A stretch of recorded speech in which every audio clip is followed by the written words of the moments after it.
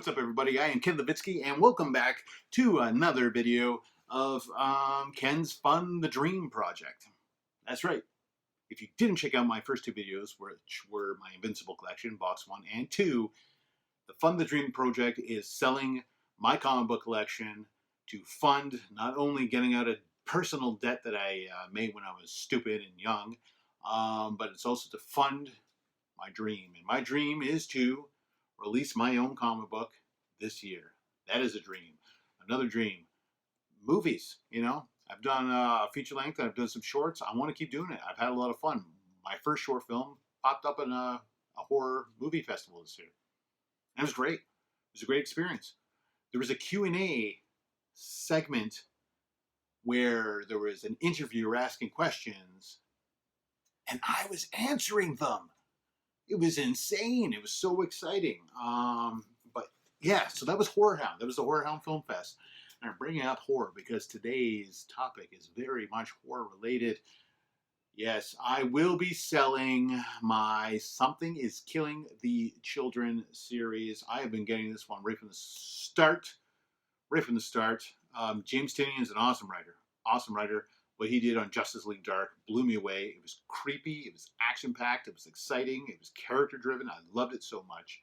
So when he announced that he would be doing his first indie book through Boom Studios, Something is Killing the Children, I was in. I didn't even know anything about it besides the title, and I was like, that is a sweet friggin' title. So I was in. I saw the cover art. So good. So good. Cover art is so good. And yeah, got a little bit of the story going forward. You know, it'd be following this woman named Erica Slaughter who goes to a small town to save the children from creatures. That pretty much sums it up. Oh, and only the kids and her can see the creatures. All the adults can't.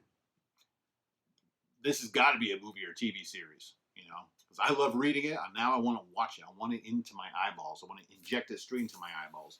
So James Tynion, the fourth, teamed up with Werther Dell'Edera. And Werther's art is incredible on this book. Like, just insane. It may be hard to get used to. It's very different. It's not like a superhero comic book art. It's sketchy and it's dark and it's beautiful though. Like the amount of expression that Werther can show on a face. Like Erica's face. When Erica's looking at a monster and her eyes get all huge, like, this book is something special. So I'm going to go over my Something is Killing the Children collection. This video will be incredibly short compared to my Invincible ones because rather than 200 issues, I only have about 15 to show you. But this will be going up for sale, and I will talk about that at the very end of this video. But first, before we get to that, we're going to look at my collection. So, Something is Killing the Children. This is number one. This is the big one right here. This is the first print. I lucked out in getting this right away from my local comic book store, Comics Plus Music Exchange, and I got it for cover price. I kind of wish I would have bought more than one now, too. So, there it is.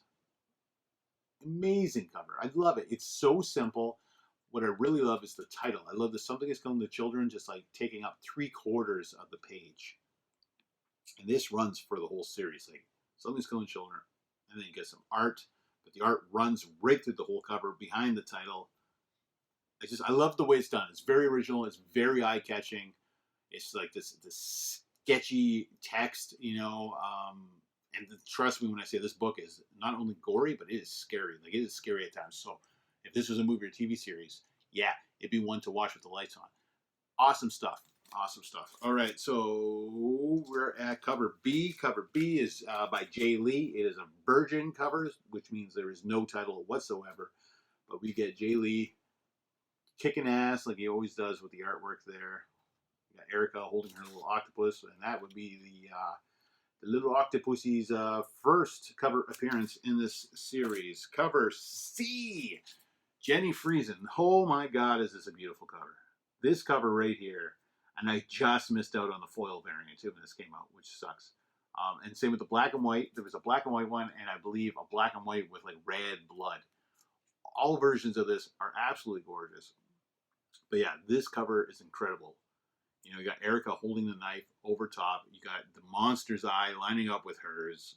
The blood, very, very awesome the way that Jenny did this, and it's iconic. This is honestly an iconic cover right here. So cool. Then I started picking up other printings as I went along. I was like, oh, new cover, cool. I wish I would have, once again, just held all the printings for every issue, because the second, third, fourth, fifth printings of the issues are worth so much money. It is insane. But I didn't, unfortunately, get to do that. I missed the second printing on issue number 1, which really sucked because it was Danny doing the artwork, and I love Danny's artwork.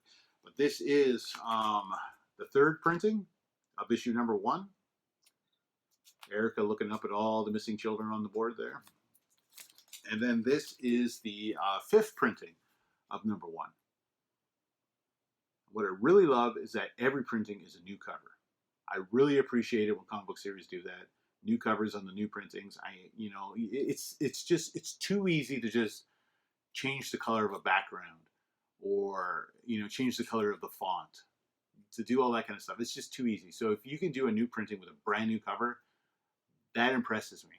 Okay, and that really tells me a lot about the creators of the book, that they're fans and collectors just like us. Something is Killing the Children number 1. This is the foil variant that was sold during local comic book store day 2020, I believe. So it's the same as cover 1, but it's all foil. Very, very nice, nice and shiny. It really speaks to that 90s gimmick fan in me. Number 2. Issue number 2, I feel like, doesn't get a lot of love. I don't think it's fair. Issue 3 goes up in value, 4, 5 skyrockets, but number 2 doesn't really go up like the rest of the series, and it's strange.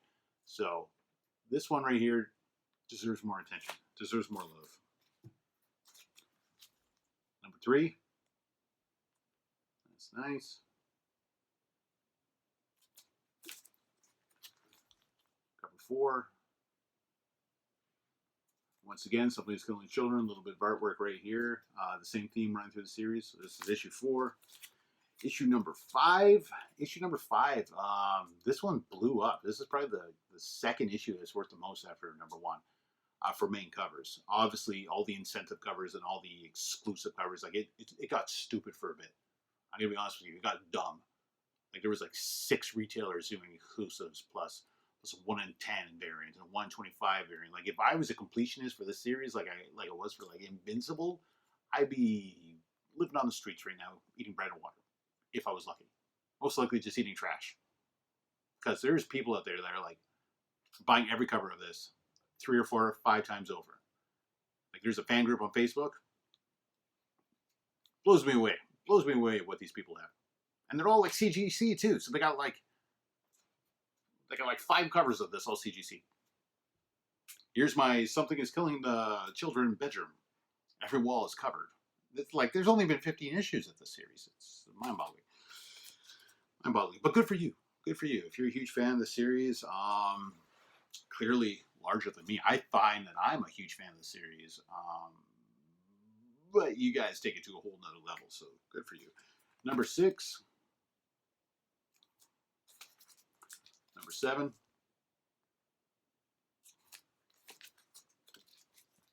Number 8. You can see that the title is getting smaller now. Instead of taking up 3/4, they've kind of like combined all of this into one line now, so it's just 3 lines rather than 5 running down for the title. So they're giving Werther a little more room to work with for covers. What am I on here? Number 9. Number 9. This is a creepy cover. I don't like that cover right there. It's effective. I like that. Number 10. Number 11. Number 11, sketch variant. I will probably end up keeping this just because I would like to get a sketch cover done one day for this book. Because my ultimate goal is to still absolutely buy and support the series, but I think I'm going to get the hardcover edition when it comes out and put it on my bookshelf. So that's probably what I'll be doing. But I will be keeping this. and getting an artist that I love to do a nice Erica sketch for me. Number 12. And 12 is like going up in price big time too, which is kind of crazy. Number 12 sketch variant, instead of all white this time, though, we got some blood, so that's cool. I might keep this one too. We'll see. We'll see. I mean, you can find these anywhere, these sketch variants. So they don't really sell like a regular cover. Number 13.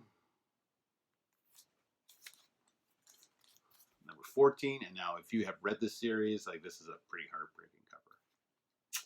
It's a great cover, though. Great cover. Number 14. This is, in fact, the only retailer exclusive that I have for this.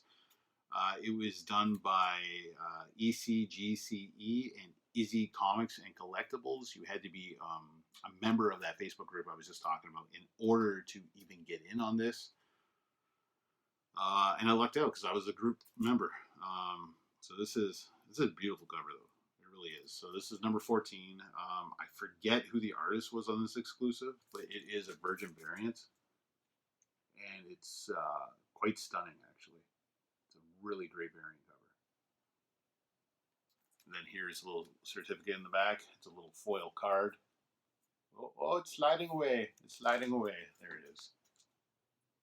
So that's very, very nice. And number 15, the final issue in the first arc of the series. Number 16 is still coming, and that will tell Erica's backstory. Looks awesome. But this is number 15. I love the simplicity of this cover. Also, notice the blue sky. Like, every cover has been so dark and gloomy.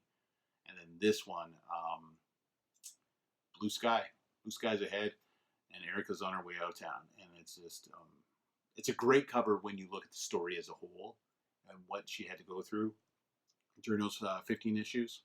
So I love this cover, and it was great. It was great. Like I've said in my other videos before, I buy my comics from my local comic book supplier. I read them once, bake and board them, tape them. I never look at them again. So basically, when I get my comic books and I read and everything, and I take good care while I'm reading it, I mean, my comics are in the condition that I bought them in. So as long as they arrive safe and sound to my local comic book store from Diamond, they're going to be in great condition. You know, probably very fine at the least, up to near mint, maybe near mint plus, but I would say near mint at the very least. Like, I would give it a 9.4, maybe a 9.6. I would never ever say my comics are worth over that, because I'm not a personal grader or a professional grader. I don't know what I'm talking about. I just know that my shit looks good. Okay, no dented corners, no spine ticks. It looks good. There is one issue in this bunch. I gotta find it. There was a printing defect or something. Boom Studios printer, a few pages got ripped in one of the issues. I think it was issue 8 or 9 or something like that. So my issue does have those little tears in it. It has those little tears in it, and that's how it came from the printer.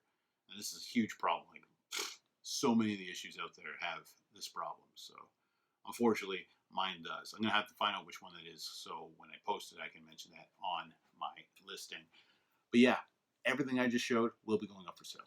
It will be going up for sale, and it will help me, and it will support me, and it will be appreciated. So I'm aiming probably for early April. I will leave a comment down below under this video when I know that exact sale date when things will go live, and I will also leave a link to my eBay seller page. I have been an eBay seller since 2000. I am celebrating my 20th anniversary on eBay as a seller. I am closing in. I'm only 49 away now from 1,000 feedback score, all positive. So you can feel good if you buy from me. I will be selling to Canada. I will be selling to the US. I will not be selling internationally. So sorry if you are an international buyer. I will not be selling to you. And it's not you personally. It's just the god-awful shipping aspects that you got to go through in order to make that happen. It's horrendous. And it's just not worth it in the long run. So that is that. If you like this video, please like, share, subscribe. I will be showing more of my comic book collection going forward. Yeah. And from there, who knows what will happen. Also, check me out on Geek Pants Media here on YouTube. That's my other channel, Geek Pants Media. I do podcasts over there. I do all kinds of goofy stuff with my buddies. So check that out, Geek Pants Media. I will have a link here or down here or somewhere on the page. I just really want a drink of water right now. I can hardly talk anymore. But thank you for checking this out. And I will see you all again very soon.